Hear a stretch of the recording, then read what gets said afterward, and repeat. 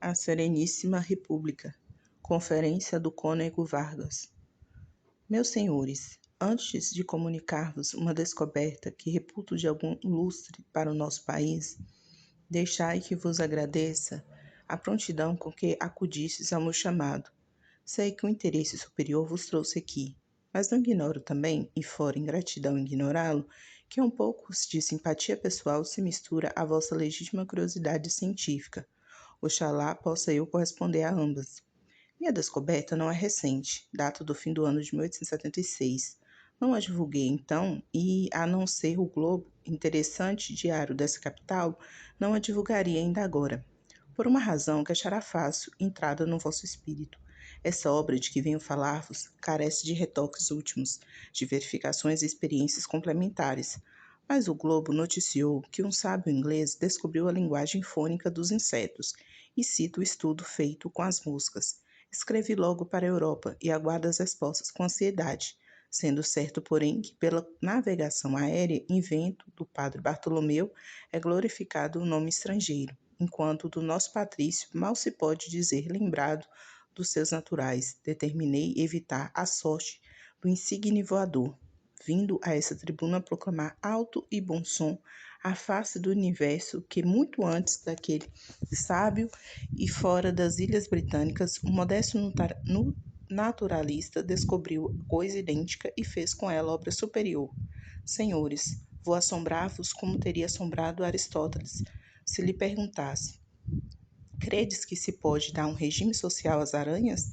Aristóteles responderia negativamente, com vós todos, porque é impossível crer que jamais se chegasse a organizar socialmente este articulado arisco, solitário, apenas disposto ao trabalho e dificilmente ao amor. Pois bem, esse impossível filo eu. Ouço um riso, no meio do sussurro de curiosidade. Senhores, cumpre vencer os preconceitos. A aranha parece-vos inferior, justamente porque não a conheceis. Amais o cão, prezais o gato e a galinha, e não advertes que a aranha não pula nem ladra como o cão, não mia como o gato, não cacareja como a galinha, não zune nem morde como um mosquito, não nos leva o sangue e o sono como a pulga. Todos esses bichos são modelo acabado da vadiação e do parasitismo.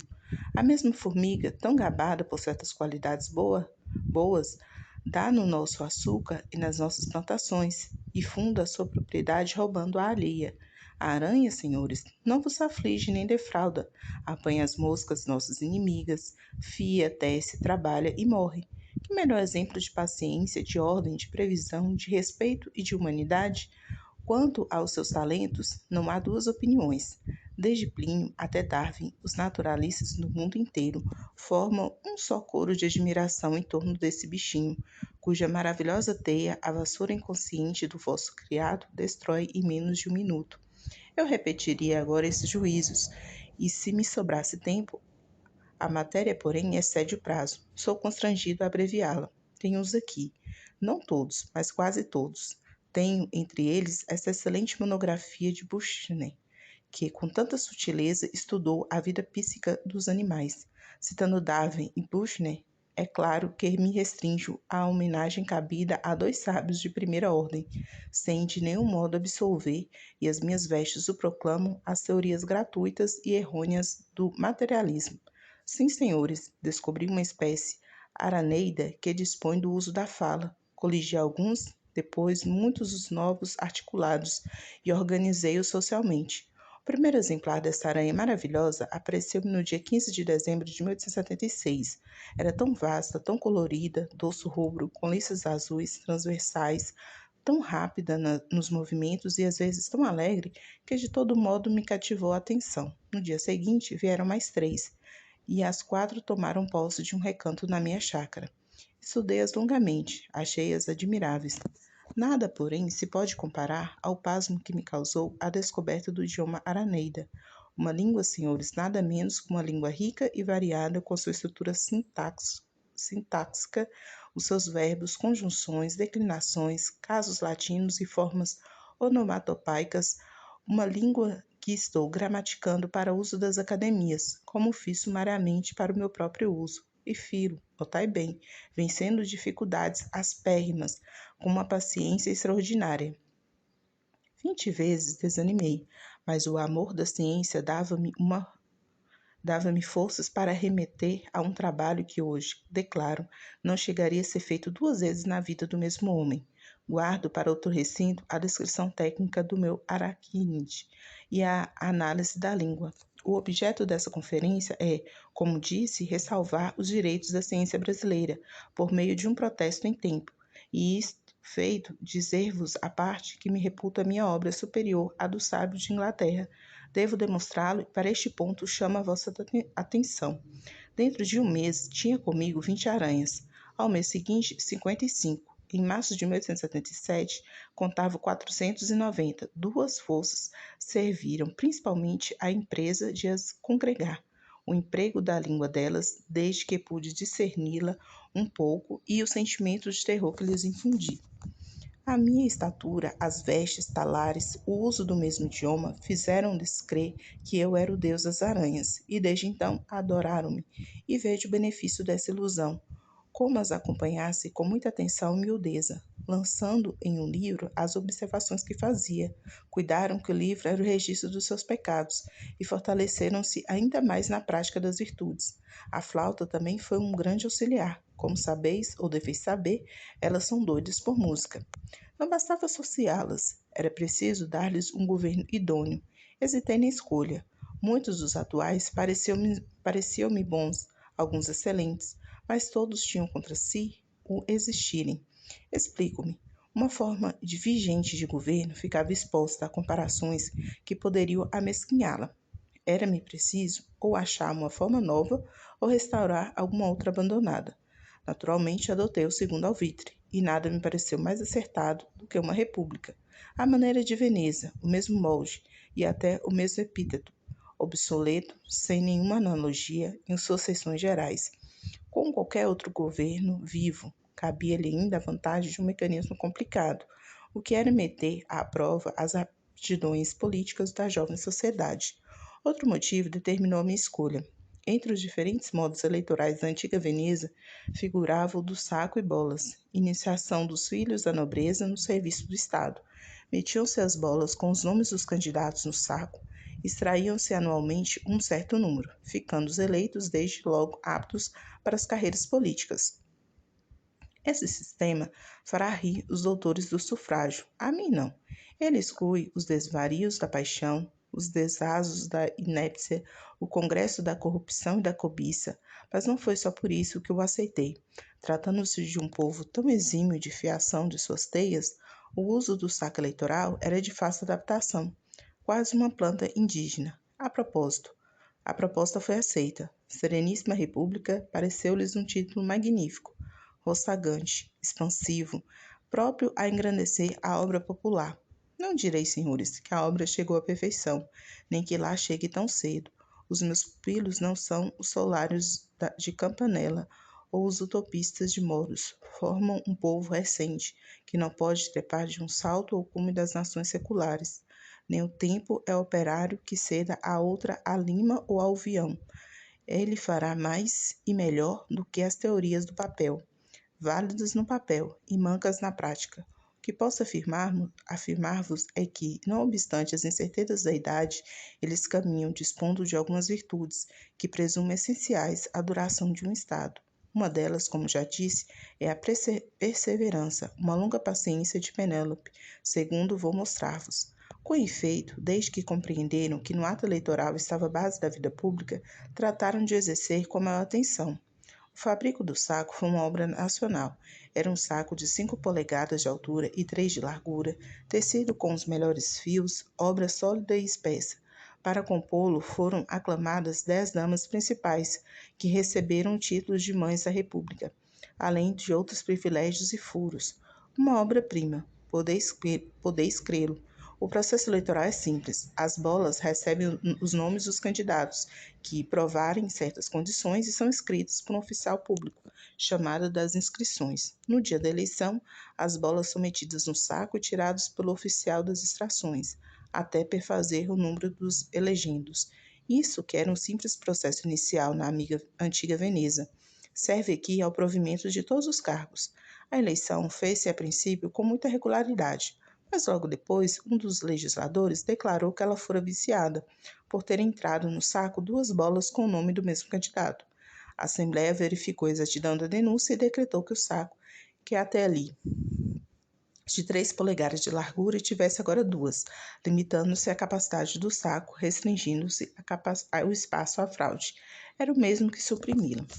Aconteceu, porém, que na eleição seguinte um candidato deixou de ser inscrito na competente bola. Não se sabe se por descuido ou intenção do oficial público. Este declarou que não se lembrava de ter visto o ilustre candidato, mas acrescentou nobremente que não era impossível que ele tivesse dado o nome. Neste caso, não houve exclusão, mas distração. A Assembleia, diante de um fenômeno psicológico inelutável, como a distração, não pôde castigar o oficial, mas considerando que a estreiteza do saco podia dar lugar a exclusões odiosas, revogou a lei anterior e restaurou as 3 polegadas. Nesse íntere, senhores, faleceu o primeiro magistrado, e 3 cidadãos apresentaram-se candidatos ao posto, mas só 2 importantes, Hazerote e Magog, os próprios chefes do partido retilíneo e do partido curvilíneo. Devo explicar-vos essas denominações. Como eles são principalmente geômetras, é a geometria que os divide em política. Uns entendem que a aranha deve fazer as teias com fios retos, é o partido retilíneo. Outros pensam ao contrário, que as teias devem ser trabalhadas com fios curvos, é o partido curvilíneo. Há ainda um terceiro partido, misto e central. Com este postulado, as teias devem ser undidas de fios retos e fios curvos, é o partido reto curvilíneo. E finalmente uma quarta divisão política, o partido anti-reto curvilíneo, que fez tábua rasa de todos os princípios litigantes e propõe o uso de umas teias urdidas de ar. Obra transparente e leve, em que não há linhas de espécie alguma. Como a geometria apenas poderia dividi-los sem chegar a apaixoná-los, adotaram uma simbólica. Para uns, a linha reta exprime os bons sentimentos, a justiça, a probidade, a inteireza, a constância, etc. Ao passo que os sentimentos ruins ou inferiores, como a bajulação, a fraude, a deslealdade, a perfídia, são perfeitamente curvos. Os adversários respondem que não, que a linha curva é a da virtude do saber, porque é a expressão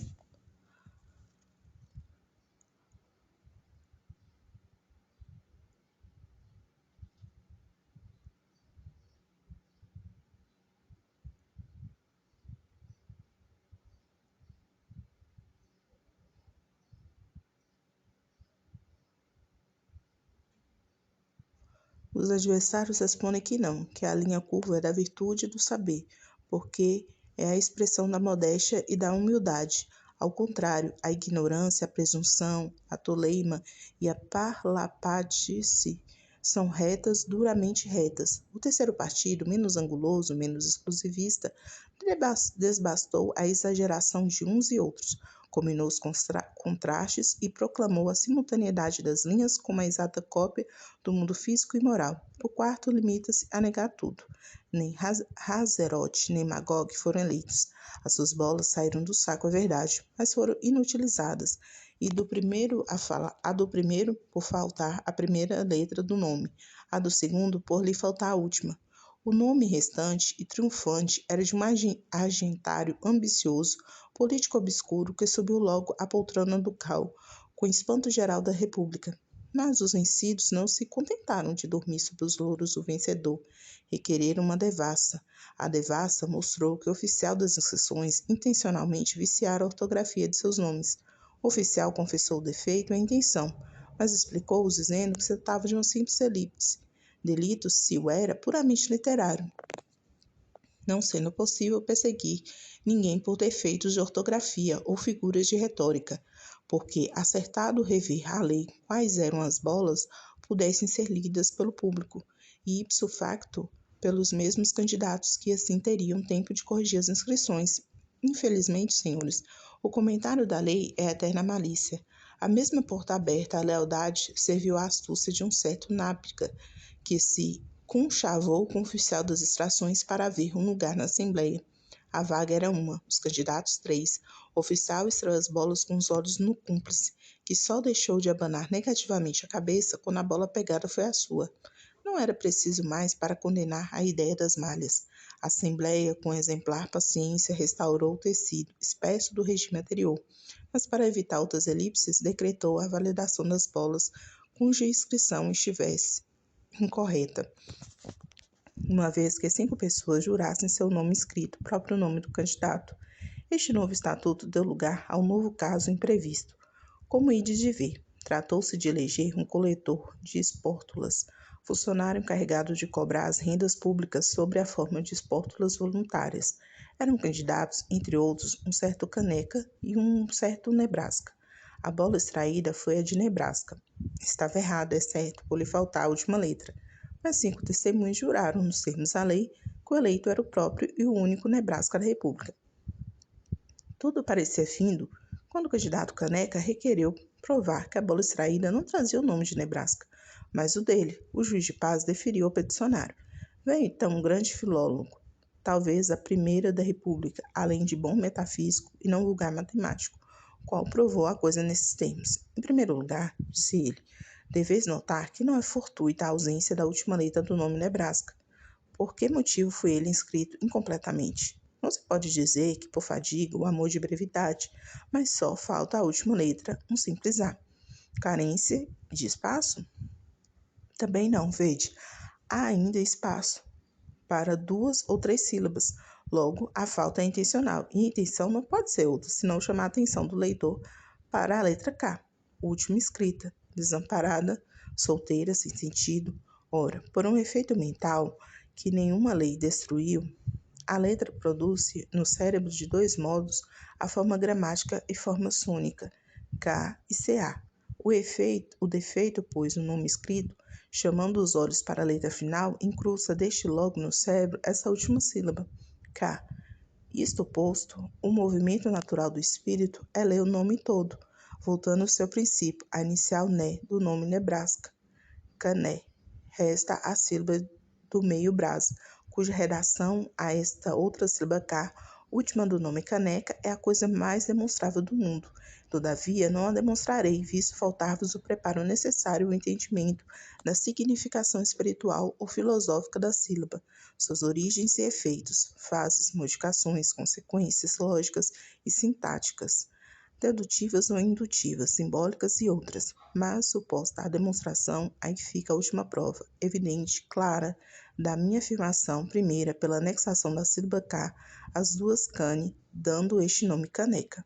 A lei mudou-se, senhores, ficando abolida a faculdade da prova testemunhal interpretativa dos textos, introduzindo-se uma inovação, o corte simultâneo da primeira polegada da altura à outra meia na largura do saco. Essa emenda não evitou um pequeno abuso na eleição dos alcaides, e o saco foi restituído às dimensões primitivas, dando-se-lhe, todavia, a forma triangular. Compreendeis que essa forma trazia consigo uma consequência. Ficavam muitas bolas no fundo, daí a mudança para a forma cilíndrica.